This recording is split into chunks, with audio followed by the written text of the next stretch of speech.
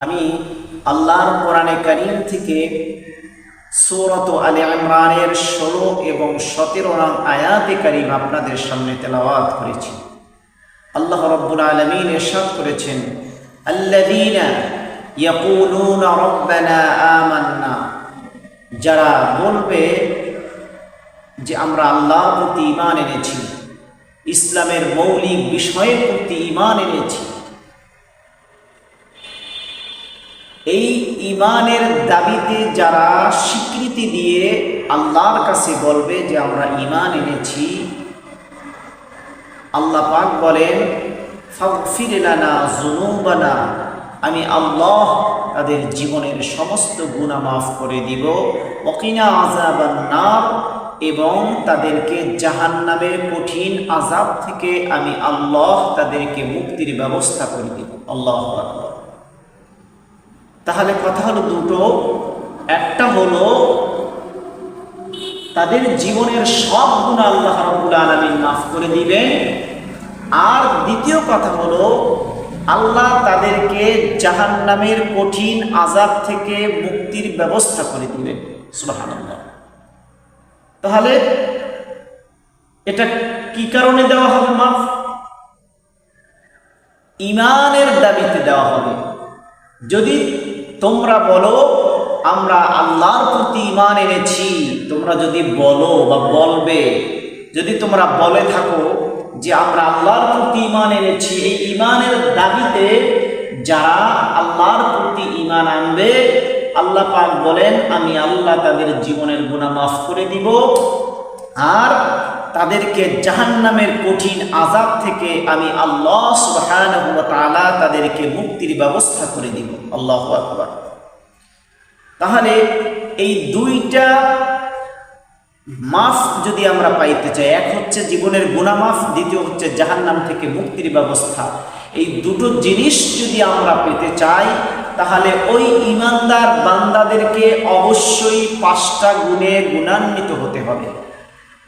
5টা গুণ ও বৈশিষ্ট্য দ্বারা তাদেরকে গুণান্বিত হতে হবে। এই 5টা বৈশিষ্ট্য যার মধ্যে থাকবে, যে ঈমানদার মুসলমানের মধ্যে থাকবে, পাওয়া যাবে, আল্লাহ রাব্বুল আলামিন বলেন আমি তার জীবনের গুনাহ মাফ করে দিব, আর তাকে জাহান্নামের কঠিন আগুন থেকে মুক্তির ব্যবস্থা করে দিব। সুবহানাল্লাহ। তাহলে আসুন সেই 5টি গুণ কি কি আমরা সংক্ষিপ্তভাবে 5টি গুণ বৈশিষ্ট্য গুণের কথাগুলো আমরা তুলে ধরব। 1 নাম্বার হলো আস-সাবিরিন, যারা ধৈর্যশীল। যে সমস্ত ঈমানদার মুসলমানেরা ধৈর্যের উপরে অধিষ্ঠিত প্রতিষ্ঠিত, ধৈর্যকে তাদের জীবনের সঙ্গী বানিয়ে নেয়, ধৈর্য ধারণ করে জীবনের সকল ক্ষেত্রে, আল্লাহ পাক বলেন আমি আল্লাহ তাদের জীবনের গুনাহ মাফ করে দিব, আর তাদেরকে জাহান্নামের কঠিন আযাব থেকে মুক্তির ব্যবস্থা করে দিব। সুবহানাল্লাহ। ধৈর্য এটি নবীদের সুন্নাত। সুবহানাল্লাহ। ধৈর্য নবীগণ ধরেছেন, সবর ইখতিয়ার করেছেন তারা বিভিন্ন সময় কাফের মুশরিকদের নির্যাতন, জুলুম, অত্যাচার, অবিচারে নবীগণ রাসূলগণ তারা ধৈর্য ধারণ করেছেন, সবর ইখতিয়ার করেছেন, কখনো হতাশ হন নাই, কখনো ধৈর্য হারা হন নাই, ধৈর্য বিচ্যুত হয়ে যান নাই। অনেক পয়গম্বর যারা এই পৃথিবীতে আল্লাহ রাব্বুল আলামিনের দ্বীন ও ইসলামের জন্য তারা ধৈর্য ধারণ করেছেন, দ্বীন প্রতিষ্ঠা করতে গিয়ে কাফের মুশরিকদেরকে দাওয়াত দিতে গিয়ে তারা ধৈর্য ধারণ করেছেন। হযরত ইয়াকুব আলাইহিস সালাতু ওয়াস সালাম যখন তার সন্তানেরা হযরত ইউসুফ আলাইহিস সালাতু ওয়াস সালামকে কূপের মধ্যে ফেলে দিল, ইউসুফ আলাইহিস সালাতু ওয়াস সালামকে যখন কূপের মধ্যে ফেলে দিল, তখন ইউসুফ আলাইহিস সালাতু ওয়াস সালামের ভাইরা যখন তাকে কূপের মধ্যে ফেলে দিল, তখন ইউসুফ আলাইহিস সালাতু ওয়াস সালামের বাবা কান্নায় ভেঙে পড়ল, সবর ইখতিয়ার করলো তার সন্তানের জন্য। তার সন্তানের যখন কোনো খোঁজখবর পাওয়া যাচ্ছে না, সন্তান যখন হারিয়ে গেল বাবার কাছ থেকে, পিতার কাছ থেকে যখন সন্তান হারিয়ে গেল, তখন আল্লাহ রাব্বুল আলামিন হযরতে ইয়াকুব আলাইহিস সালাতু ওয়াস সালামকে ধৈর্যের পরীক্ষা দেওয়া শুরু করে দিলেন। ধৈর্যের পরীক্ষা দেওয়া শুরু করে দিলেন। ইয়াকুব আলাইহিস সালাতু ওয়াস সালাম ধৈর্যহারা হয়ে যান নাই, সবর ইখতিয়ার করেছেন আল্লাহর উপরে। আল্লাহ রাব্বুল আলামিন যখন তিনি সবর ইখতিয়ার করেছেন, ধৈর্য ধারণ করেছেন, এদিকে ইউসুফ আলাইহিস সালাতু ওয়াস সালামকে কূপের মধ্য থেকে এক ব্যবসায়ীরা তুলে নিয়ে তারা রাষ্ট্রের প্রধান বানিয়েছেন, অনেক বড় করেছেন, মানুষের মতো মানুষ বানিয়ে তাদেরকে মিশরের রাষ্ট্রপ্রধান পর্যন্ত আল্লাহ রাব্বুল আলামিন হযরত ইউসুফ আলাইহিস সালাতু ওয়াস সালামকে উপহার দিয়েছেন।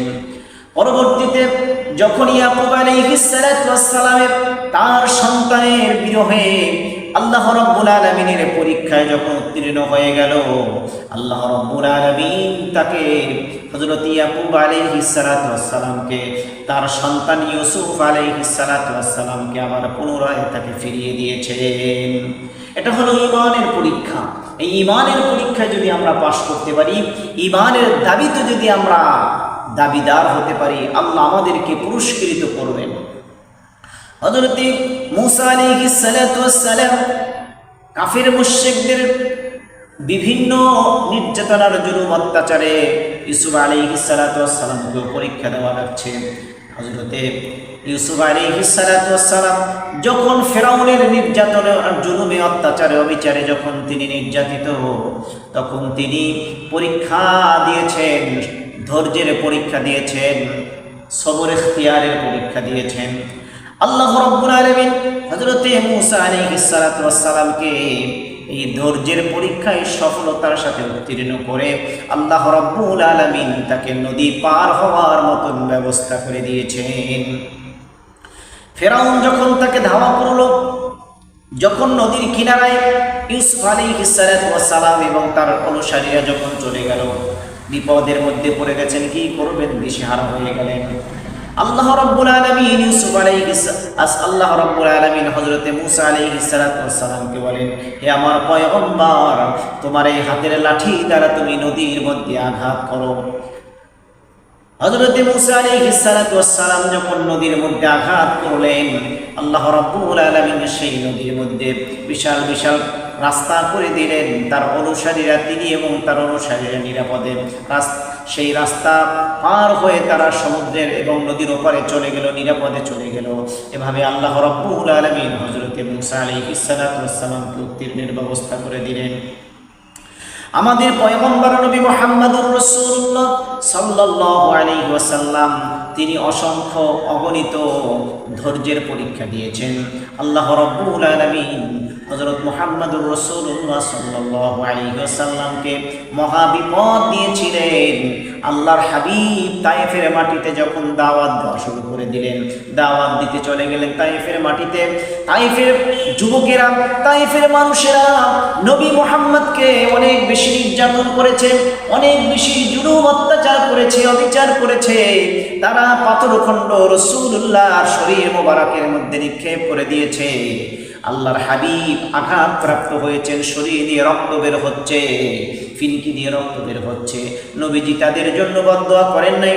নবীজি বারবার বেহুশ হয়ে জমিনের মধ্যে পড়ে গেল, কিন্তু আল্লাহর হাবিব কখনো তায়েফবাসীদের জন্য বদদোয়া করেন নাই। নবীজি মুহাম্মদুর রাসূলুল্লাহ সাল্লাল্লাহু আলাইহি ওয়াসাল্লাম তায়েফবাসীদের জন্য আল্লাহর কাছে মাফ চাইলেন, ক্ষমা চাইলেন। আল্লাহর হাবিব তায়েফবাসীদেরকে বললেন, এ ইয়া রাব্বুল আলামিন, তায়েফবাসী চিনতে পারে নাই, বুঝতে পারে নাই আমি নবীকে, তারা চিনতে পারে নাই। আপনি তাদেরকে শাস্তি দিবেন না, আপনি তাদেরকে গজব দিবেন না, আযাব দিবেন না, আপনি তাদেরকে মাফ করে দেন। ওরা যদি আমাকে চিনতো তাহলে আমি নবী মুহাম্মদকে তারা কষ্ট দিত না। 2 নাম্বার হচ্ছে ওয়াস-সাদিকিন, সত্যবাদী হতে হবে।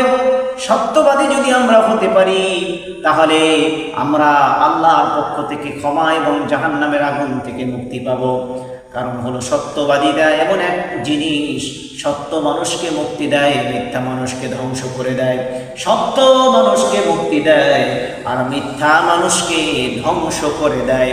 সেজন্য আমাদেরকে সত্যবাদী হতে হবে। ওয়াল কানিতিন, আল্লাহর বিধান আমাদেরকে পালন করতে হবে। 3 নম্বরে আল্লাহর বিধান ওয়াল কানিতিন মানে হলো আল্লাহ রাব্বুল আলামিন যেই বিষয়গুলো আমাদেরকে করার জন্য আদেশ করেছেন আমাদেরকে সেগুলো করতে হবে। আর যেই কাজ করার জন্য আমাদেরকে বিরত করতে মানে যেই কাজ করা থেকে আমাদেরকে বিরত থাকতে বলেছেন ওই কাজ আমাদেরকে বর্জন করতে হবে, কবুল করা যাবে না। আল্লাহর আদেশ পালন করতে হবে, আল্লাহর নিষেধকে বর্জন করতে হবে। তাহলে আমরা আল্লাহ রাব্বুল আলামিনের প্রিয় মাকবুল বান্দা হতে পারবো। জীবনের গুনাহ আমার আল্লাহ মাফ করে দিবেন, জাহান্নামের কঠিন আযাব থেকে আল্লাহ রাব্বুল আলামিন আমাদেরকে মুক্তির ব্যবস্থা করে দিবেন।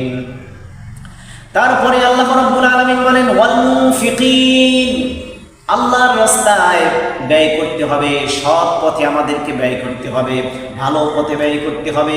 আল্লাহ রাব্বুল আলামিন আমাদেরকে যে সম্পদ দিয়েছেন, সন্তান দিয়েছেন, যে আল্লাহ রাব্বুল আলামিন যে আমাদেরকে যে নিয়ামত দিয়েছেন বা যে সম্পদ দিয়েছেন, এই সম্পদ থেকে আল্লাহর রাস্তায় সৎ পথে আমাদেরকে ব্যয় করতে হবে। আল্লাহর সম্পদ আল্লাহর রাস্তায় যখন আমরা ব্যয় করব, আল্লাহ পাক বলেন আমি আল্লাহ তাদের জীবনের গুনাহ মাফ করে দিব, জাহান্নামের কঠিন আযাব থেকে আমি আল্লাহ তাদেরকে মুক্তির ব্যবস্থা করে দিব। 5 নম্বরে ওয়াল মুস্তাগফিরিনা বিল আসহার, আল্লাহ পাক বলেন গভীর রাতে যারা আমার বান্দারা গভীর রাতে তারা তাদের জীবনের গুনার জন্য আমার কাছে প্রার্থনা করে, আমার কাছে যা চাইবে আমি আল্লাহ তাদেরকে তাই দিয়ে দিব।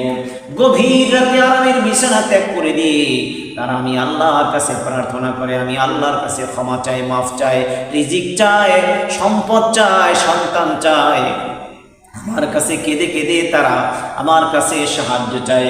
আল্লাহ পাক বলেন ওই সমস্ত বান্দাদেরকে আমি আল্লাহ মাফ করে দেব, আর তাদের জীবনের সব গুনাহ ক্ষমা করে দিব, আর জাহান্নামের কঠিন আযাব থেকে আমি আল্লাহ রাব্বুল আলামিন তাদেরকে মুক্তির ব্যবস্থা করে দিব।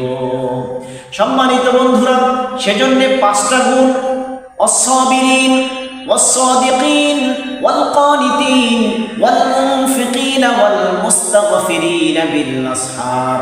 1 নম্বরে ধৈর্যশীল হতে হবে, 2 নম্বরে সাদিকিন সত্যবাদী হতে হবে, 3 নম্বরে কানিতিন আল্লাহর বিধান পালনকারী হতে হবে, 4 নম্বরে ওয়াল মুনফিকিন আল্লাহর রাস্তায় সৎ পথে ব্যয় করতে হবে, 5 নম্বরে গভীর রাতে তাহাজ্জুদের নামাজ আদায় করে আল্লাহর কাছে প্রার্থনা করতে হবে। এই 5টা গুণ ও বৈশিষ্ট্য যখন আমরা অর্জন করব, আল্লাহ পাক আমাদেরকে স্বীকৃতি দিয়েছেন, ওয়াদা দিয়েছেন আমাদের জীবনের সব গুনাহ মাফ করে দিবেন, আর আমাদেরকে জাহান্নামের কঠিন আযাব থেকে মুক্তির ব্যবস্থা করে দিবেন।